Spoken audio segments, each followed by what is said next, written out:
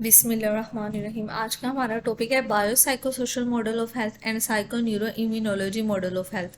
Health psychology का इन दोनों models के साथ क्या लिंक है और किस तरह से हम किसी के अनहेल्दी बिहेवियर को इन दो मॉडल्स का यूज़ करके रिकवर करवा के हेल्दी बिहेवियर बना सकते हैं या चेंज करवा सकते हैं, किसी के बिहेवियर को मॉडिफाई करवा सकते हैं। बायो साइकोसोशल मॉडल, उसके नाम से शो हो रहा है कि बायोलॉजिकल, साइकोलॉजिकल एंड सोशल, ये तीनों फैक्टर्स को हम इसमें यूज़ करेंगे। बायो साइकोसोशल मॉडल सबसे पहले किसने कॉन्सेप्चुलाइज किया था, किसने इसकी बुनियाद रखी थी? जॉर्ज एंजल ने 1977 में। वो ये कहता था कि जब भी हम किसी पर्सन की मेडिकल कंडीशन को, यानी कि कोई पर्सन हमारे पास इलनेस के आया है, इलनेस के साथ आया है, यानी कि उसे कोई बीमारी है, कोई मेडिकल कंडीशन है, तो सिंपली हम उसको फिजिकली तौर पर देखकर या फिजिकली कंडीशन को खाली असेस करके उसका ट्रीटमेंट नहीं कर सकते। सम टाइम उसके कुछ बायोलॉजिकल, साइकोलॉजिकल और सोशल फैक्टर्स भी होते हैं जो उसकी बीमारी की वजह बन रहे होते हैं, ठीक है। सम टाइम वो खाली बायोलॉजिकल ट्रीटमेंट से रिकवर कर नहीं कर पा रहा होता, उसके लिए साइकोलॉजिकल और सोशल ट्रीटमेंट की भी ज़रूरत होती है। बायो मीन्स फिजियोलॉजिकल पैथोलॉजी, यानी कि बॉडी में कोई ना कोई इन्फेक्शन है, जैसे कैंसर है, कोई एड्स है, या फिर उसे ब्लड प्रेशर की कोई प्रॉब्लम है, तो उस वो तो फिजियोलॉजिकल पैथोलॉजी है ना, कि हम बॉडी को टेस्ट वगैरह करवा कर पता चला सकते हैं कि उसे क्या बीमारी। सेकंड है साइको, जिसमें हम उसके थॉट और इमोशंस को देखते हैं, उसकी सोचें कैसी हैं, वो इस टाइम फील कैसा कर रहा है और वो उसका रवैया कैसा है, या दूसरे लोगों के साथ, या दूसरे लोगों का उसकी तरफ क्या रवैया है, क्या वो किसी डिस्ट्रेस, किसी परेशानी का शिकार है, या वो किसी चीज़ से खौफजदा है, या किसी ऐसी सिचुएशन से खौफजदा है जिसे वो अवॉइड करने की कोशिश कर रहा है। ऐसे बिलीव्स हैं जो उसको तंग कर रहे हैं, जिनसे वो छुटकारा हासिल करने की कोशिश कर रहा है। अवॉइडेंस बिलीव्स में हमारे वो सोचें, हमारे इमोशंस भी आ सकते हैं सैडनेस के, कि हम किसी चीज़ से दुखी हैं, परेशान है, तो उसे अवॉइड करने की कोशिश कर रहे हैं। करंट कोपिंग मेथड्स के उनसे वो लड़ने के लिए, यानी कि अपनी उन्हीं ख्यालात जो बुरे ख्याल आते हैं, जो उससे तकलीफ पहुंचा रहे हैं, उनसे लड़ने के लिए कौन कौन से कोपिंग मेथड्स यूज़ कर रहा है। एंड एट्रीब्यूशन, वो अपने बिहेवियर्स को किस किस चीज़ के साथ एट्रीब्यूट कर रहा है, यानी कि वो ये कह रहा है कि मैं इस तरह परेशान हूँ तो किस वजह से हूँ, किसी इंसान की वजह से हूँ, या मुझे कोई खौफ मेरे दिल में बैठ गया। एट्रीब्यूट किस तरह कर रहा है वो अपने बिहेवियर्स को। सोशल में हम सोशो इकोनॉमिकल, यानी कि जिस जहाँ पर रहकर वो काम कर रहा है। सोशो इन्वायरमेंटल, जिस जो उसकी इन्वायरमेंट है, इर्द गिर्द के लोग हैं। एंड कल्चरल फैक्टर्स, जैसे कि उसको कोई वर्क इश्यूज़ हैं, जहाँ पर वो जॉब कर रहा है वहाँ से कोई इशू है, फैमिली में कोई ऐसे हालात हैं, सर्कमस्टांसेस हैं जिसकी वजह से वो परेशान हो रहा है। एंड बेनिफिट्स एंड इकोनॉमिक्स, या उसको कोई फाइनेंशियली तौर पर उसको वो स्टेबल नहीं है। बायोसाइकोसोशल मॉडल एक ऐसा कंप्लीट मॉडल है, इसे एक ऐसा कॉम्प्रिहेंसिव छोटा मॉडल समझा जाता है जिससे हम इजीली किसी की इलनेस को अंडरस्टैंड कर सकते हैं कि क्यों वो बीमार हुआ है और ये बीमारी अक्कर किस तरह से की उसके अंदर। इसमें हम तीनों कंपोनेंट्स को स्टडी करेंगे, उसकी बायोलॉजी को भी, यानी कि उसकी जीन्स, इनहेरिटेंस वगैरह, इस सारी चीज़ को भी, हेरिडिटी को भी स्टडी करेंगे, साइकोलॉजी को भी और सोशल इन्वायरमेंट को भी, ताकि हम उसकी मेंटल हेल्थ की एक ओवरऑल पिक्चर बना सकें, उस इंसान की, उसकी दिमाग की एक ओवरऑल पिक्चर बना सकें कि इसको किस वजह से वो बीमारी का शिकार हो रहा है। इन तीनों फैक्टर्स पे डाटा इकट्ठा करके जो एक प्रोफेशनल होते हैं वो उसकी जो इलनेस है ना, उसके अकॉर्डिंग उसकी वजह मालूम कर लेते हैं। Determine the cause of illness, कि उस बीमारी की वजूहात को मालूम करते हैं और फिर उसके लिए अप्रोप्रिएट और इफेक्टिव, यानी कि जो ट्रीटमेंट उस पर असरअंदाज करे वो ट्रीटमेंट उस पर लगाते हैं। बायोलॉजिकल में हमारी जेनेटिक्स आ जाती है, हमारी फिजिकल हेल्थ आ जाती है, हमारे ऑर्गन सिस्टम जितने भी हैं, हमारा हार्ट, लंग्स, सारे ही हमारे ऑर्गन्स हैं, ये काम किस तरह से कर रहे हैं, ठीक है। हमारी फिजिकल वेलबींग ही हमारी मेंटल वेलबींग को इम्पेक्ट करती है। फर्स्ट उसने कहा है हमारा ब्रेन भी एक ऑर्गन है, और अगर ये भी अनवेल हो जाए किसी और ऑर्गन की तरह तो ये भी हमें इल कर सकता है, फिजिकली तौर पर भी, मेंटली तौर पर भी। सेकंड, फिजिकल हेल्थ कंडीशन जो है वो भी किसी और वजह से भी हम अनवेल हो सकते हैं। फिजिकल हेल्थ कंडीशन भी हमारी मेंटल हेल्थ को डिस्टर्ब कर सकती हैं, ठीक है। फॉर एग्जांपल, कभी हमें क्रोनिक पेन है, उसकी वजह से बहुत ऐसी शदीद दर्द है जिससे हम बर्दाश्त नहीं कर पा रहे, उससे भी हमारे में डिप्रेशन या एनजाइटी के सिम्टम्स आते हैं। इसी तरह सम टाइम हमें कोई जेनेटिक प्री डिस्पोजिशन भी होती है, यानी कि अगर हमें कोई फिजिकल डिसेबिलिटी होगी है या मेंटल डिसेबिलिटी है, तो उसमें उसकी जेनेटिक प्री डिस्पोजिशन का मतलब है कि वो हमारे पेरेंट्स टू ऑफस्प्रिंग या हमारे ग्रैंड पेरेंट्स से हमारे अंदर आई है, यानी कि वो हमारी जेनेटिक्स में है। उस मेंटल हेल्थ यानी कि अगर हमें शीज़ोफ्रीनिया है तो शीज़ोफ्रीनिया के जेनेटिक रूट्स हैं, यानी कि वो हमारी फैमिलीज़ में रन कर रही है, इस वजह से हमें भी हुई है। सेकंड है साइकोलॉजिकल। साइकोलॉजिकल में हम देखते हैं कि उसकी फिजियोलॉजिकल साइकोलॉजिकल वेलबींग कैसी है। साइकोलॉजिकल वेलबींग में उसकी मेंटल और फिजिकल हेल्थ दोनों आती हैं। साइकी मीन्स माइंड, कि उसकी माइंड में क्या ऐसी अनहेल्दी या कैसा उसका बिहेवियर है अनहेल्दी, उसकी ऐसी कोई थॉट्स हैं जो अनहेल्दी हैं, जो उसकी नॉर्मल लाइफ यानी कि नॉर्मल कंडीशंस के लिए स्टेबल नहीं है। यानी कि अगर आप एक नॉर्मल इंडिविजुअल की तरह लाइफ गुजार रहे हो तो आपके थॉट्स होते हैं, आपके मूड्स जो होते हैं, आपके बिहेवियर्स होते हैं, वो माल अडेप्टिव नहीं होने चाहिए, वो एडजस्टेड होने चाहिए अकॉर्डिंग टू योर इन्वायरमेंट। ठीक है, डेली लाइफ में हम बहुत ज़्यादा मुश्किलात का सामना कर रहे होते हैं, लेकिन हमने उनके अकॉर्डिंग खुद को अडेप्ट करना होता है। ये नहीं कि उससे डिप्रेस हो जाना है। अगर हम डिप्रेस हो गए तो हमारा मूड जो होगा वो माल अडेप्टिव मूड के लाएगा और अनहेल्दी बिहेवियर हो जाएंगे हमारे उसकी वजह से, जो इन टर्न क्या करता है, हमारी पूरी हेल्थ को डिस्ट्रॉय कर रहा होता है, पूरी हमारी सेहत को तबाह कर रहा होता है। मेंटल हेल्थ जो है वो एक साइक्लिकल प्रोसेस है। मेंटल हेल्थ हमारी बॉडी को इफेक्ट करता है, बॉडी अगर हमारी बॉडी में कोई प्रॉब्लम है तो वो हमारी मेंटल हेल्थ को इफेक्ट करती है। फॉर एग्जांपल उसने कहा डिप्रेशन जो है वो लिवर प्रॉब्लम्स कॉज नहीं कर सकता, लेकिन जो बंदा डिप्रेशन में से गुजरा है वो जाहिर सी बात है अपने डिप्रेशन को ओवरकम करने के लिए कोई अल्कोहलिक ड्रग्स या कोई चीज़ स्लीपिंग पिल्स या कुछ ना कुछ इस तरह की ड्रग्स यूज़ करेगा, अब्यूज़ करेगा, जिसकी वजह से वो लिवर डैमेज उसका डिवेलप हो जाएगा। यानी कि डिप्रेशन की वजह से उसको लीवर की प्रॉब्लम नहीं हुई, बल्कि डिप्रेशन से गुजरते हुए उसको लीवर प्रॉब्लम उसने खुद डिवेलप कर ली। इस तरह के रिस्क टेकिंग जो बिहेवियर्स होते हैं, इससे वो जो हमारी बीमारी का खतरा है ना वो और ज़्यादा बढ़ जाता है। सोशल में क्या होता है कि उसकी जो एनवायरनमेंट में अगर कोई चेंज आ रहा है तो वो भी इसकी मेंटल हेल्थ पे इफेक्ट करती है, पॉजिटिवली तौर पे भी कर सकती है, नेगेटिवली तौर पे भी कर सकती है। जैसे कि प्रीवियस एग्जांपल में हमने पढ़ा कि डिप्रेशन एंड आइसोलेशन के बारे में, तो वो लोग जिनको प्रॉपर सोशल सपोर्ट नहीं मिलती, जिनको बहुत कम मेंटल हेल्थ इश्यूज होते हैं as compare to those without this support, ठीक है, जिनको बहुत कम मेंटल हेल्थ इश्यूज होते हैं ना, उन लोगों में ये चीज़ कम होती है एज कम्पेयर टू जिन लोगों में ज़्यादा होती है। यानी कि जिन लोगों को सोशली तौर पर बहुत ज़्यादा सपोर्ट मिलती है अपनी इन्वायरमेंट में, तो वो जो है अपनी मेंटल हेल्थ पे जल्दी रिकवर कर पा जाते हैं एज कम्पेयर टू उनको कि जिनको सोशल सपोर्ट नहीं मिलती। सोशल फैक्टर्स में हमारा सोशो इकोनॉमिक स्टेटस कैसा है, उस वजह से भी हम जो है हमारी मेंटल हेल्थ डिस्टर्ब हो सकती है। हमारी हम किस तरह की कल्चर में रह रहे हैं, हमारा रिलीजन कैसा है, किस बिना पर लोग हमें क्रिटिसाइज कर रहे हैं तो हम स्ट्रेस और इलनेस की तरफ जा रहे हैं। For example losing one job, कि आपकी जॉब चली गई है, आप एक लोअर मिडिल स्टैंडर्ड फैमिली से बिलोंग करते हो, या फिर एंडिंग अ रोमांटिक रिलेशनशिप, इसकी वजह से भी आप स्ट्रेस और इलनेस की तरफ जाते हैं। इस तरह के इवेंट्स होते हैं, इस तरह के इवेंट्स एक इंडिविजुअल को ज़्यादा जल्दी डिप्रेशन की तरफ लेके जाते हैं। जब डिप्रेशन आपको होगा तो वो आपकी फिजिकल हेल्थ को भी डिस्टर्ब करेगा, उससे आपको फिजिकल हेल्थ प्रॉब्लम ऑटोमेटिकली होंगी।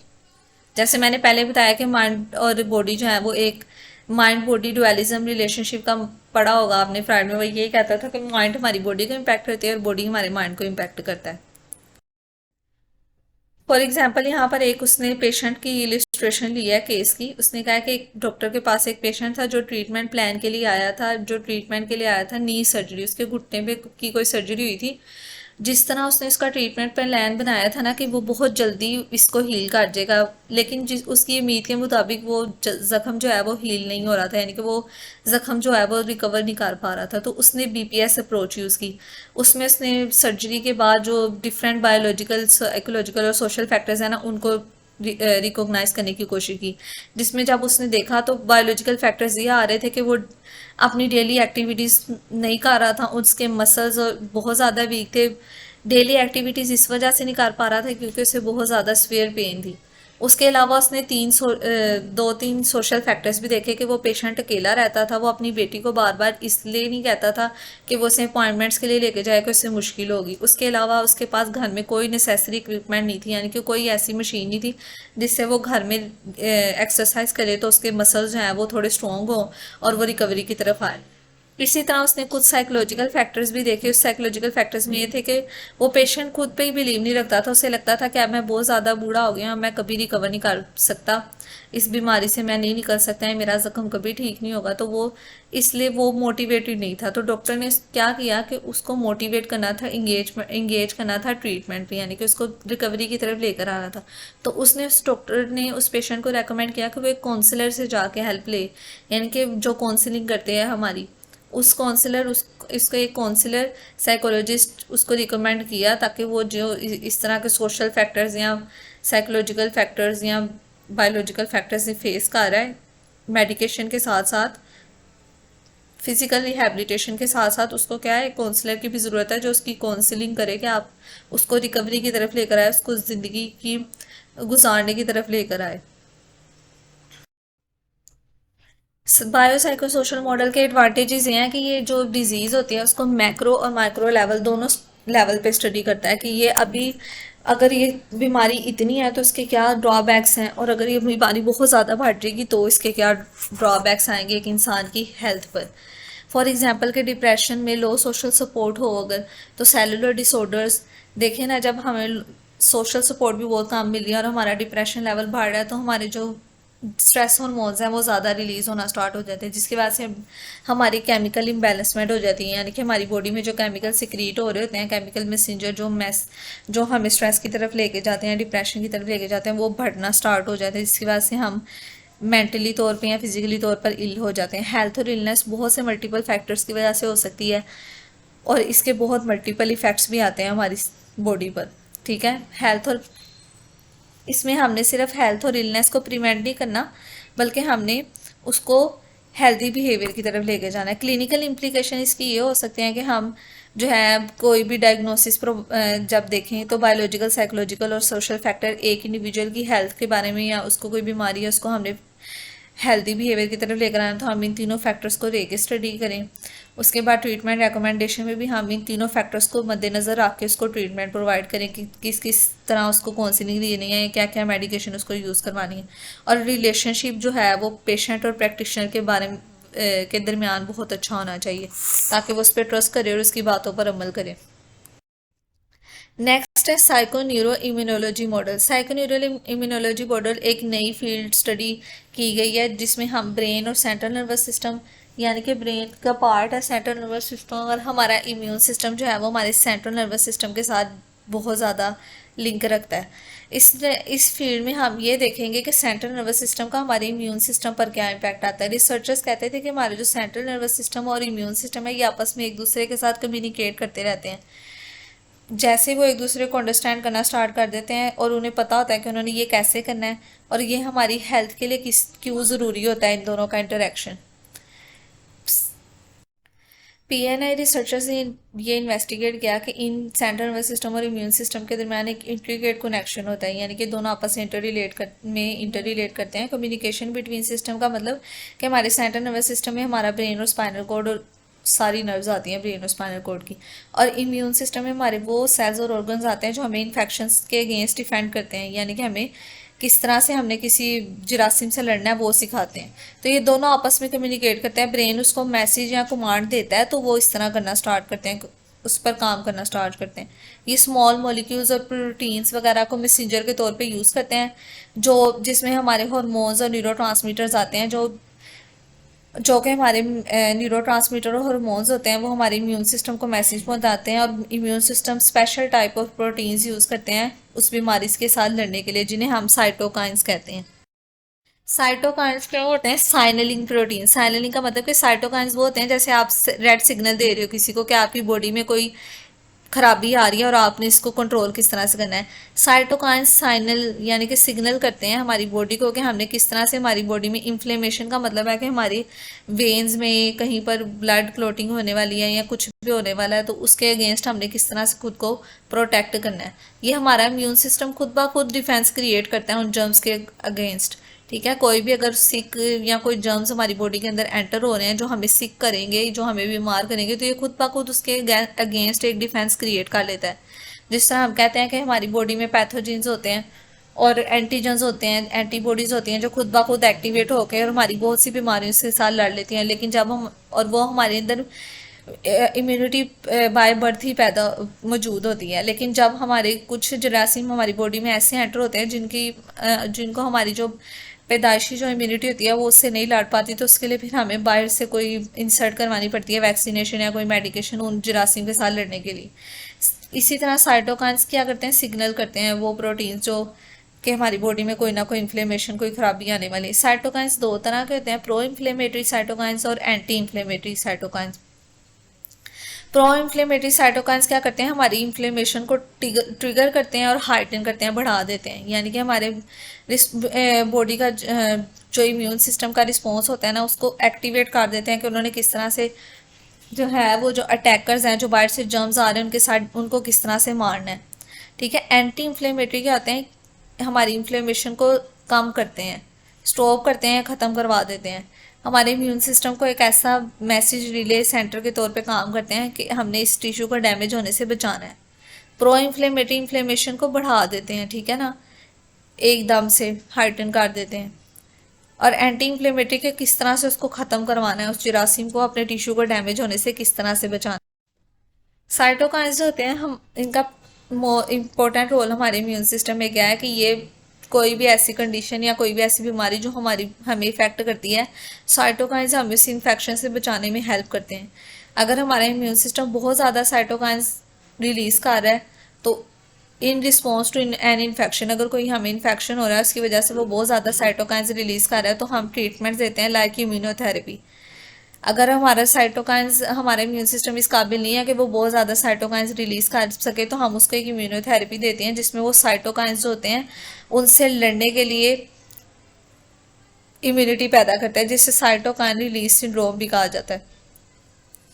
उसने कहा साइटोकाइन रिलीज सिंड्रोम क्या बहुत समटाइम बहुत ज़्यादा लाइफ थ्रेटनिंग, यानी कि हमारी ज़िंदगी को भी खतरे में डाल सकता है अगर इसको ट्रीट ना किया जाए। बहुत ज़्यादा साइटोकाइंस भी रिलीज़ नहीं होनी चाहिए। अभी हमने ऊपर डिस्कस किया है कि एंटी इन्फ्लेमेटरी और pro inflammatory cytokine. Pro inflammatory का मतलब है कि बहुत ज़्यादा साइटोकाइंस रिलीज़ हो जाते हैं, बहुत ज़्यादा साइटोकाइंस भी रिलीज़ नहीं होने चाहिए। उसकी वजह से भी हमारी बॉडी को या हमारे टिश्यू जो होते हैं वो डैमेज हो जाते हैं, जिसकी वजह से हमें सीरियस डिजीज़ होती हैं, जिसमें सबसे पहली डिजीज़ आती है ऑटो इम्यून डिजीज़, जिसमें हमारे बॉडी के इम्यून सेल्स होते हैं वो मिस्टेकनली जो, हालांकि वो तो हेल्दी सेल्स होते हैं लेकिन वो बहुत ज़्यादा सिक्रीट हो जाते हैं। ऑटो इम्यून का मतलब है ऑटोमेटिकली ज़्यादा साइटोकाइन सिक्रीट हो जाते हैं, जिसकी वजह से क्या होता है कि हमारे हेल्दी सेल्स को भी वो इफेक्ट करना स्टार्ट कर देते हैं। मेटाबॉलिक डिसऑर्डर्स में हमारे मेटाबॉलिज्म में प्रॉब्लम आती है, यानी कि हमारा बॉडी में जो फूड है वो ट्रांसफॉर्म नहीं कर रहा होता, फूड को एनर्जी में कन्वर्ट नहीं कर पा रहा होता, ठीक है ना, हमारी बॉडी से वेस्ट को रिमूव कर पा रहा होता है। यानी कि हमारा मेटाबॉलिक सिस्टम में, यानी कि जैसे किस तरह से हम फूड को डाइजेस्ट करके एनएस के थ्रू उसको बाहर रिलीज़ करवाते हैं या उसको out of the body move करवाते हैं, वो उसमें प्रॉब्लम आ जाती है। थर्ड, कैंसर भी हो सकता है। फोर है सेप्सिस। सेप्सिस में क्या होता है कि हमारा बॉडी इन्फ्लेमेटरी रिस्पॉन्स इतना एक्सट्रीम हो जाता है कि हमारी जो वेन्स और आर्टरीज होती हैं वो इतनी कॉन्स्ट्रिक्ट हो जाती हैं कि उनमें से ब्लड फ्लो होना ही, हमारे मेजर ऑर्गन्स तक ब्लड पहुंचना ही बहुत मुश्किल हो जाता है। और सेप्सिस में हमें मेडिकल ट्रीटमेंट फ़ौरन चाहिए होता है विदाउट एमरजेंसी, ठीक है। अगर एमरजेंसी में इसका ट्रीटमेंट नहीं करेंगे तो वो बहुत ख़तरनाक साबित हो सकता है हमारे लिए। हमारे जो हेल्थ केयर प्रोवाइडर्स होते हैं वही हमें डिफरेंट ट्रीटमेंट प्रिस्क्राइब करते हैं कि हमने इस इन्फ्लेमेशन को कैसे ख़त्म कराना है।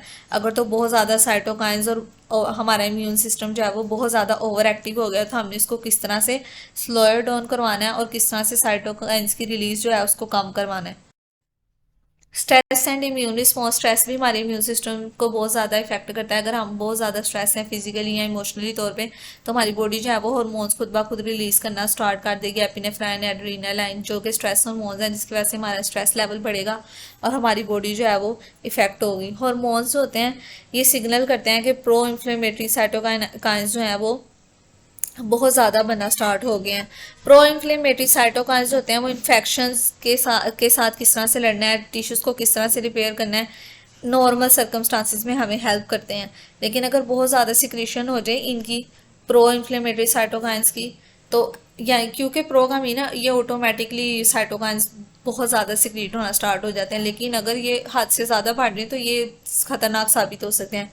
रिसर्च फाइंडिंग्स ये कहती हैं कि चाइल्डहुड स्ट्रेस जो है उसमें, अगर चाइल्डहुड में बच्चा बहुत ज़्यादा स्ट्रेस ले रहा है तो उसकी साइटोकाइंस की जो रिलीज होने की ताकत है ना वो ज़्यादा हो जाएगी, जिसकी वजह से उसकी लेटर लाइफ में, यानी कि जब वो अडल्ट होगा तो तब वो स्ट्रेस लेगा तो उसकी वो साइटोकाइंस की सिक्रीशन ज़्यादा हो जाएगी, जो कि उसके लिए डैमेजिंग भी हो सकती है। डिफरेंट स्ट्रेसर जैसे कि इंजरी है या सोशल स्ट्रेस है, दोनों सिचुएशन में अगर उसे कोई इंजरी हुई है, कोई उसको कोई एक्सीडेंट हुआ है तो उस वजह से उसको कोई जख्म हुआ है तो उस बिना पर कोई और साइटोकाइन रिस्पॉन्स होंगे, और अगर सोशली तौर पर कोई इसको साइकोलॉजिकली तौर पर उसको कोई इफेक्ट हो रहा है, स्ट्रेस ले रहा है वो, तो उसमें साइटोकाइन रिस्पॉन्स जो होंगे वो और होंगे, यानी कि साइटोकाइंस की सिक्रीशन की मिकदार और होगी। स्लीप डिस्टर्बेंसेस, यानी कि बहुत ज़्यादा स्लीप आपको आ रही है या बहुत कम आ रही है तो उसकी वजह से भी जो प्रो इन्फ्लेमेटरी साइटोकाइंस है ना, यानी कि उनकी सिक्रीशन बहुत ज़्यादा हो जाती है और ये हमारे इम्यून सिस्टम को इफेक्ट करता है, जिसकी वजह से हमें कैंसर, HIV और इन्फ्लेमेटरी बोवल डिजीज़ भी हो सकती है। हेल्थ इम्प्लीकेशन इसके अकॉर्डिंग क्या है, साइकोन्यूरल इम्यूनोलॉजी मॉडल के अकॉर्डिंग ये है कि रिस्क फैक्टर्स जो हमारे फिजिकल और मेंटल हेल्थ प्रॉब्लम जो है ना वो इन बीमारियों को ज़्यादा बढ़ाता है या इन बीमारियों में ज़्यादा पाया जाता है, जैसे कि एनजाइटी डिसऑर्डर्स में, डिप्रेशन में और PTSD में। ये मेंटल हेल्थ प्रॉब्लम है। और फिजिकल हेल्थ प्रॉब्लम्स में cardiovascular disease, chronic pain, cancers और न्यूरो डिजेनरेशन के हमारे न्यूरो ट्रांसमीटर जो होते हैं वो मरना स्टार्ट हो जाते हैं, डीजेनरेट होना स्टार्ट हो जाते हैं, वो उन्हें दोबारा डीजेनरेट किस तरह से करवाया जाए। Thanks. Any queries you can ask me in the comment section. Jazakallah.